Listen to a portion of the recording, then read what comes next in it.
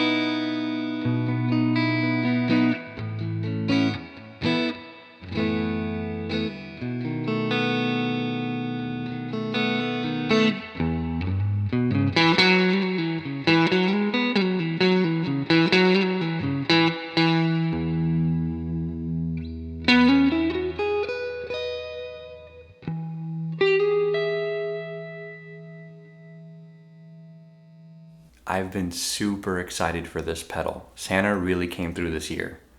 So I was a little confused when I saw this thing because I'm like, a really expensive, $400 pedal from a company that makes plugins. This has been the talk of the past year. If you've been living under a rock, pretty much everybody's been talking about this. Not only this, but all of Universal Audio's pedals, but this is by far the most popular one. Is this like an overdrive pedal with extra features? Like, what's the deal? So this is basically emulating a Fender Deluxe Reverb, a 1965 Reverb, and it can be used into the front of your amp with any speaker emulation off, or it can be into a PA system or directly into your audio interface for recording. It has emulation for your speaker, cabinet, and microphone as well, 6 different settings. Also true to the amp, it comes with the vibrato and a really nice reverb, very drippy. So the reason I wanted this pedal is because I rehearse at a rehearsal studio weekly with my band, and I never know what kind of amp I'm gonna get. With this, I can go directly into the PA and get a consistent sound every time.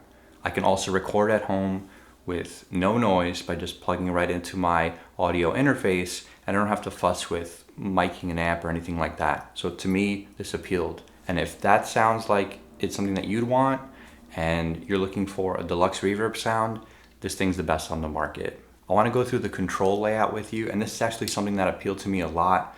The knobs and switches, it being a tactile pedal, really appeals to me. I really don't like to menu dive much, and a lot of the other options out there, you have to go through a plethora of menus to set it up, and this is just some knobs here. So let's go into it and see what these knobs and switches do.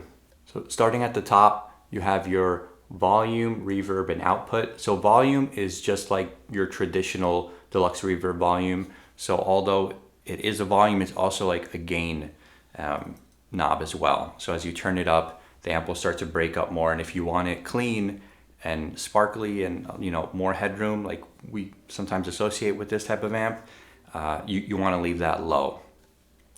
Great quality of life though.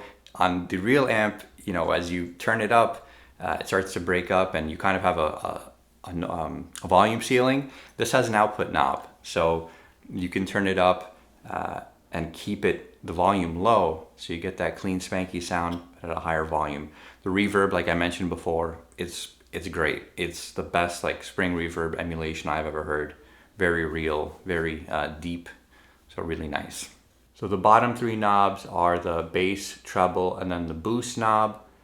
And then there's the controls for the tremolo as well. We'll go over that as we go over the switches. Then we have the 2 foot switches on the bottom. We have an on and off and then a preset.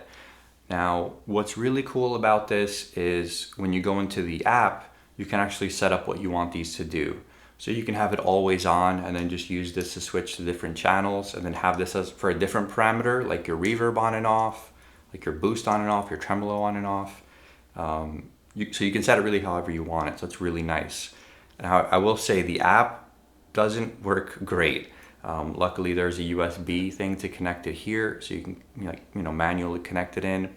On top as well you have your power, and then you have a stereo in and out, And of course, you can kind of use this as like a stereo effects loop. That's something to mention as well. Where you put this in your signal chain is great, because a deluxe reverb doesn't have an effects loop.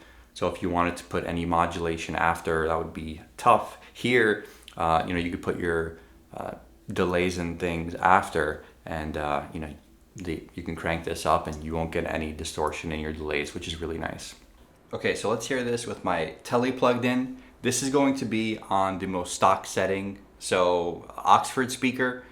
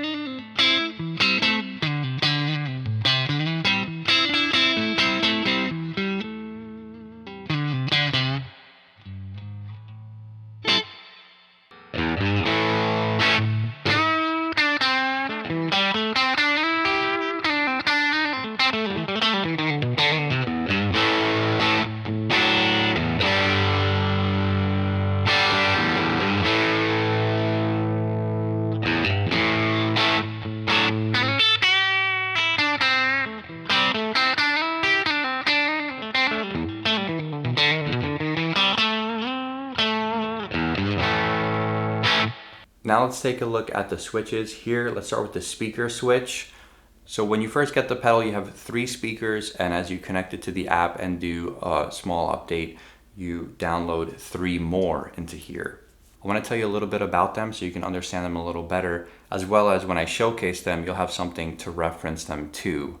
In the middle, you have the Oxford speaker, which came in the 65 Deluxe. So this is kind of the sound that we associate it with most, I believe. Then you have the greenback on top, which is a little bit more mid-range bark. And then on the bottom you have the EVM, which is a little bit thicker and tighter of a sound.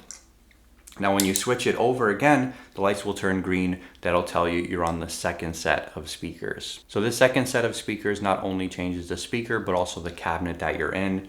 The top setting is a 2-rock 2x12. And the middle setting is a super reverb. I think it's a 66 super reverb in a 4x10.